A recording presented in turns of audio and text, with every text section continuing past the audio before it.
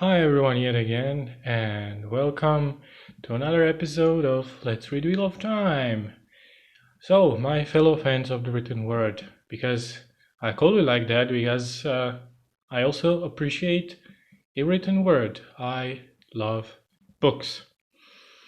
And one of the books I'm in process of loving, which is a weird way to say that I'm enjoying a book very much, is The Shadow Rising, the fourth book in the Wheel of Time series.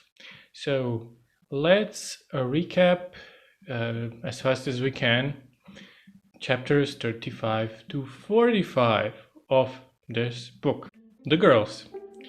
We shift our POV to girls. They arrive to Tanchico and they meet our old friend Bail Doman, the luckiest slash unluckiest sea captain in all the land. It's like he seems to be a magnet for trouble, but he also seems to, make it good for himself every time. He's a lucky fella, that one.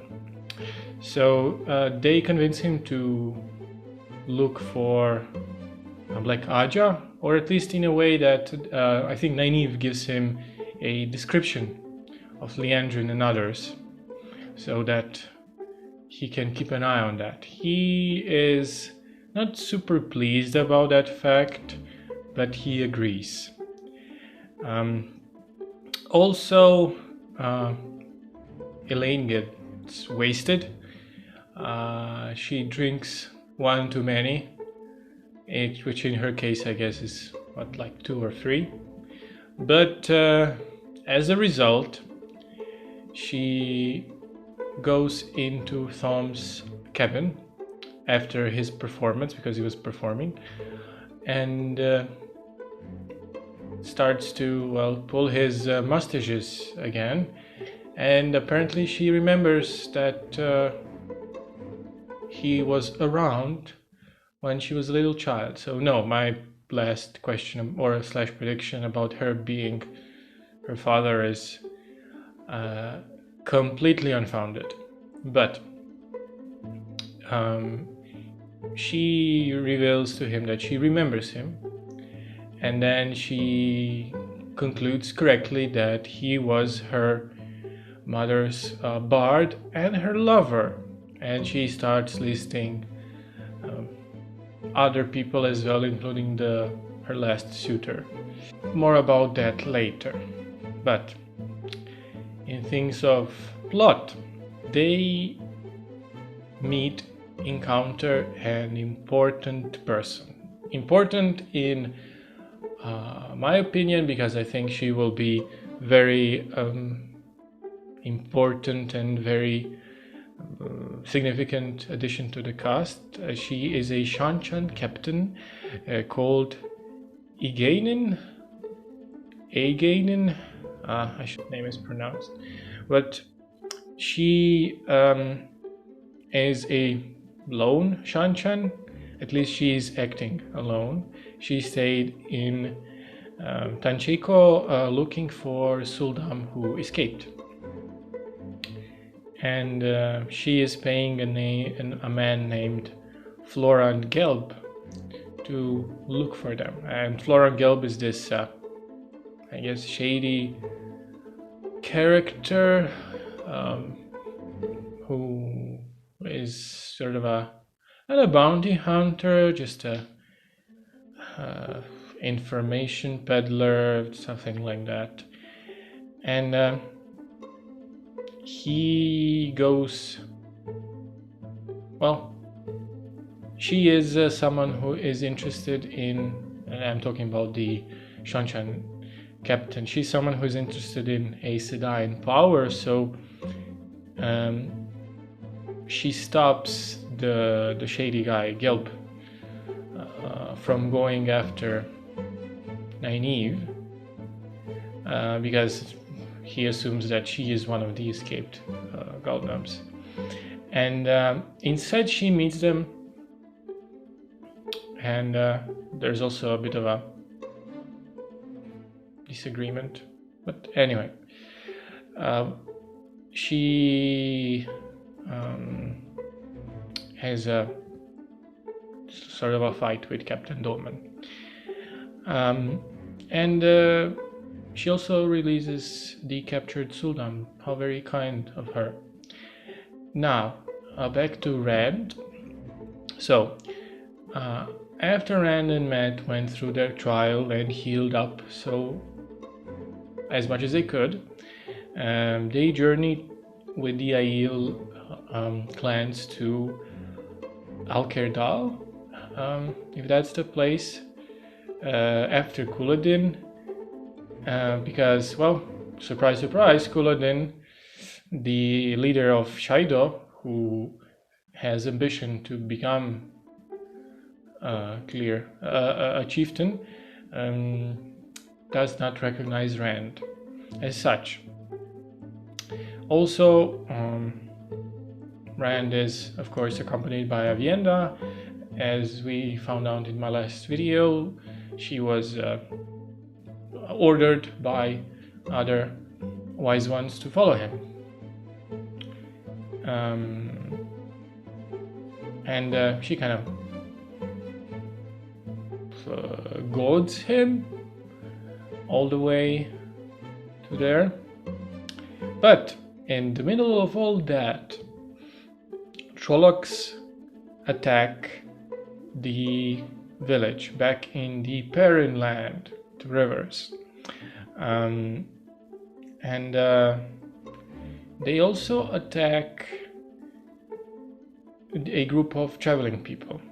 The attack they mount on the village is, of course, beaten back, but they attack a group of the traveling people, and Perrin asks them to come back to the village for safety, of course. And when they do come back to the village, a bit of theatrics ensue, as in a Manetheren banner springs up and a banner of a wolf. So who could that be? Who is this person who had time enough to make a banner of all things? But also one of the traveling people, Aram, he is one of the younger ones, picks up a sword, and he is kind of, I guess, excommunicated, is he, from the traveling people for touching a weapon and trying to learn to defend himself. But that's more about it later. What happens next is White Cloak's arrest with intentions to capture Perrin, and he sort of agrees with them, but only if they stay and defend the village against the Shadow Spawn, the incoming swarm. And in the process, he kind of finds himself in a role of a leader, lord maybe, which is it's like a common theme between three of them, between Rand, Perrin, and Matt. And because a bunch of people start coming to him for instructions and his opinion, even opinions about very obvious things, as he puts it. But he dreams again, and in the dreamland, he shoots Slayer. Before he, of course, returns to the real world, because as we found out, Slayer is there in the flesh. How or why, we don't know, but he does wound him. I don't think he kills him. And Lord Luke then, of course, as is revealed and confirmed, but not explicitly, is injured as well. So also Perrin smells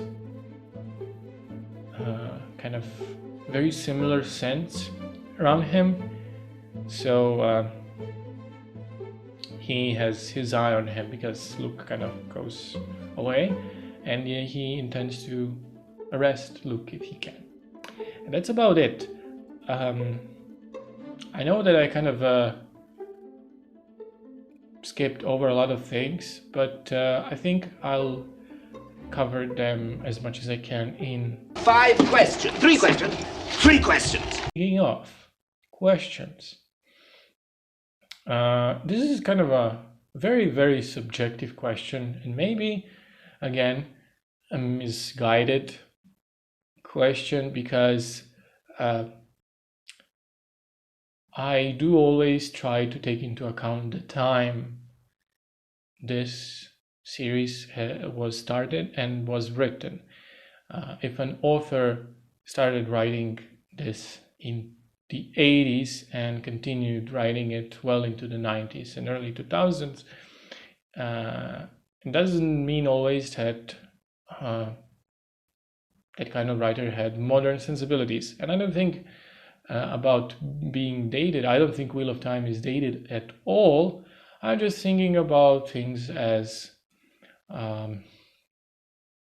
explicitly LGBT characters, or just sex in general, things like that.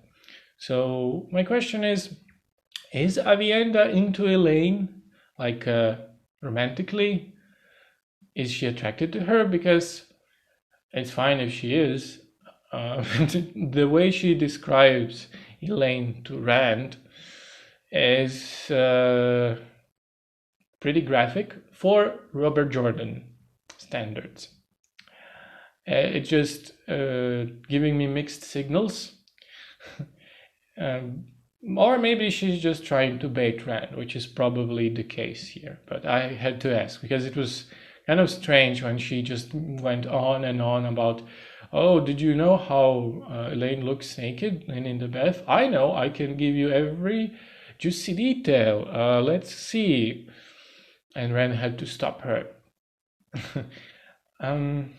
On to more serious questions. So, the peddler's partner. So, I think I missed something in the recap. Essentially, on the way to the place, to the gathering, Rand and the gang, they find a peddler, I guess, carriages. And these are some shady characters, or at least they give off shady vibes. Well, one of them, at least one of them, is this heavy-set woman whose name I cannot remember now, and her husband as well, or partner or whatever. They give up this really unsettling vibe. So, is the woman a Forsaken, or is the guy the Forsaken? I think the woman is Forsaken. I think so. And come to think of it, the Gleeman that was traveling with them as well, he kind of is giving me Lord Luke vibes. But again, that's impossible, because the Slayer or Lord Luke is miles and miles and miles and miles away. But he is giving me the evil, ambitious guy vibe. So I don't know. It's just if either of them are Forsaken, what is their goal exactly? Well, a question about Matt, more specifically about his memories, about his newly planted memories. So are they random? And what I mean by random is, are they memories of random generals? Well, random. A selection of noted generals and leaders in the past. Or are they memories of former Taviran of the past who happen to be generals? What's the unifying element here? I guess that's my question. So yeah, let's move on to what I liked. What I liked is just Tanchico, a wretched hive of scum and villainy. In all seriousness, I have to praise Robert Jordan again because I seem too unable to shut up about power structures. But it is all about power structures and how Robert Jordan handles them, because it's a lawless city. So when an organization that has power and discipline to uphold their brand of justice, their brand of order, when they move to such a city, they're not unwelcome because the city is just too busy dealing with their own chaos.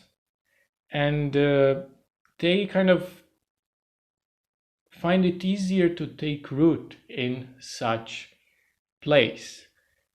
And this strikes me as very poignant because it seems like a commentary on militaristic governments of not dictatorship, but just militaristic government and rule, and what we see as official. Who gives the power to the military? Do people do? No, I guess not. Is it enough to form a brigand of people? And if your brigand of people is large and mean and dresses the same, are people automatically going to just follow your orders and demands just because everything else is on fire? And maybe is being on fire better than following these questionable people of authority? But let's move on. I have to praise another thing, which is attention to accents. And what I mean is, yes, it is strange that in the world of Wheel of Time there are no languages.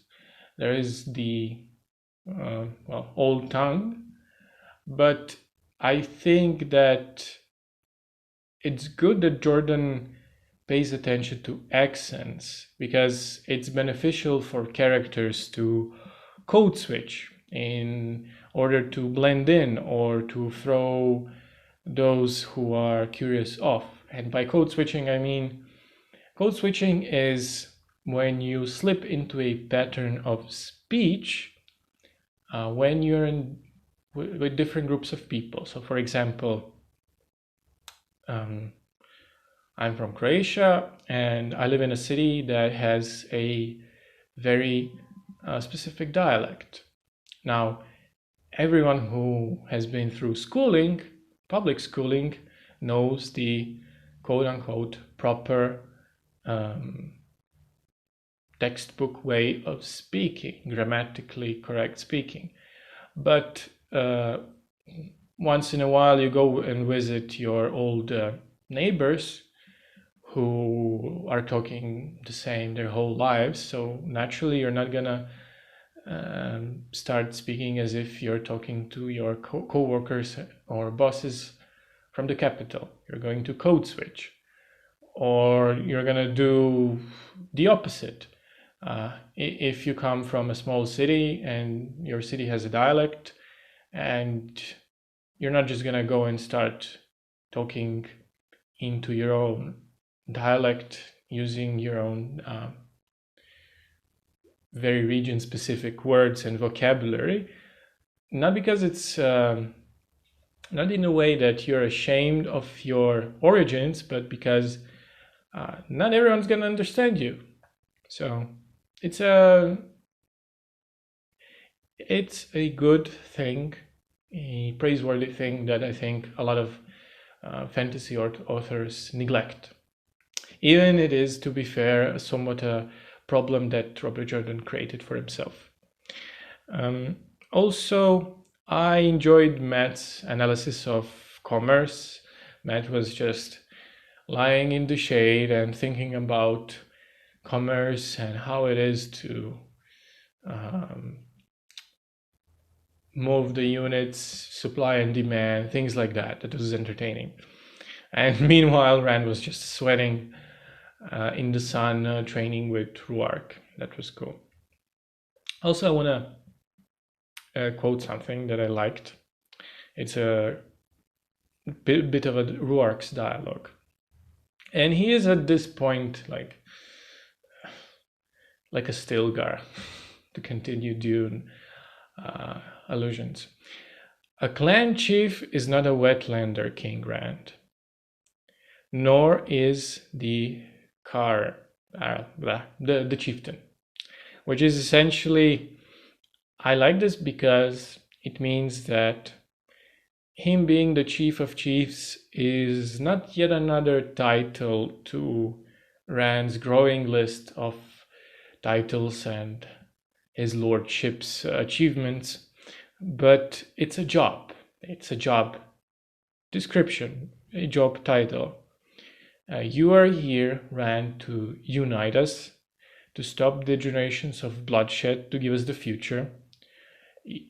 However, you are not allowed to be a despotic king, to order people around, to entertain your vanity. No. And that's good. That's good. Also, I liked that small bit with Perrin. At some point, Perrin tries to talk sense into one of the young lads who have grown up since he saw him. I think his name was Ewan. And this guy had his head full of not ambition, but I guess enthusiasm about adventure and battles and things like that. And Perrin tries to tell him that, well, this is the real world and these are the realities of real world. And I've read that Robert Jordan is a Vietnam War veteran, and that certainly felt like something that came from a real place. I like the exchange between Thom and Elaine. So she gets drunk and she demands answers from him. And she even at some point almost, or does she call her mother a slut? And a lesser man would stay silent or agree with her, but not our man Thom. He says, and I quote, "Because it is lonely being a queen," he said softly, "because most men attracted to a queen see power, not a woman. I saw a woman and she knew it. I suppose Brian saw the same in her, and this Gabriel too. You have to understand, child, everyone wants someone in their life. Someone who cares for them, someone they can care for, even a queen." So I guess, yeah, that's it. Loneliness is universal. Yeah, that's good piece of writing. Let's briefly cover things I didn't like. It's a small thing, I guess, the same with Matt. A few videos ago where I was unhappy with Matt's inability to admit that it was he who went after the dagger, and it was he who was acting like an idiot, a selfish idiot, even before the dagger. But I digress. My question is about Fail. I was hoping she would apologize to Loyal for tricking him, but I guess no dice. I understand tricking Perrin. They're a couple and they have ups and downs just like any couple does, especially at that age, or not even that age. I have a feeling that they are for the first time in a relationship, both of them. So these things happen, but Loyal is a pure and honest soul, and I do not forget nor forgive those things. So, Fail.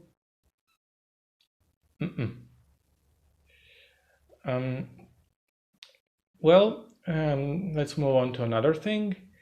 I was concerning Leandrin.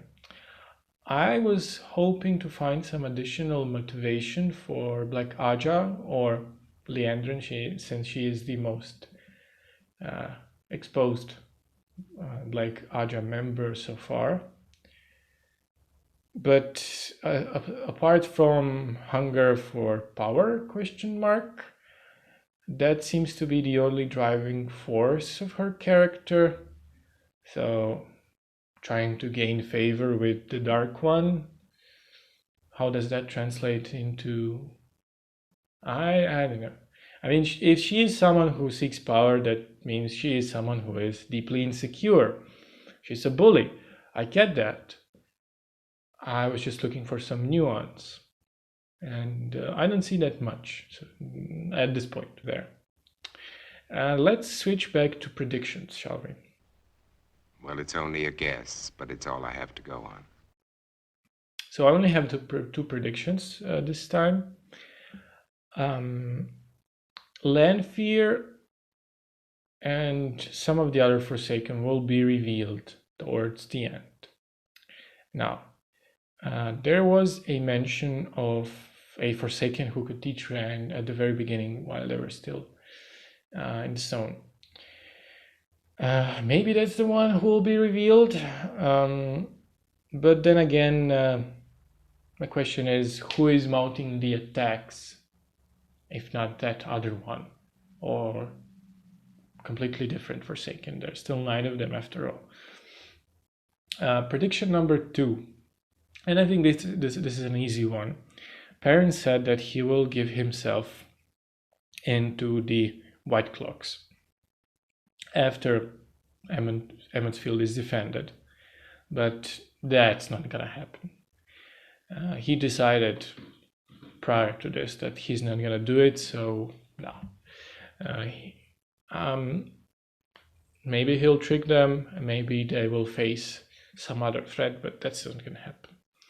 So thank you guys for watching, and see you next time.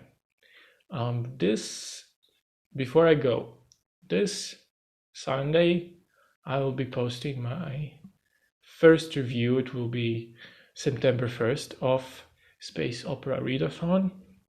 It will be a review of Troika by Alistair Reynolds, a novella by him. So please look forward to that. Bye bye.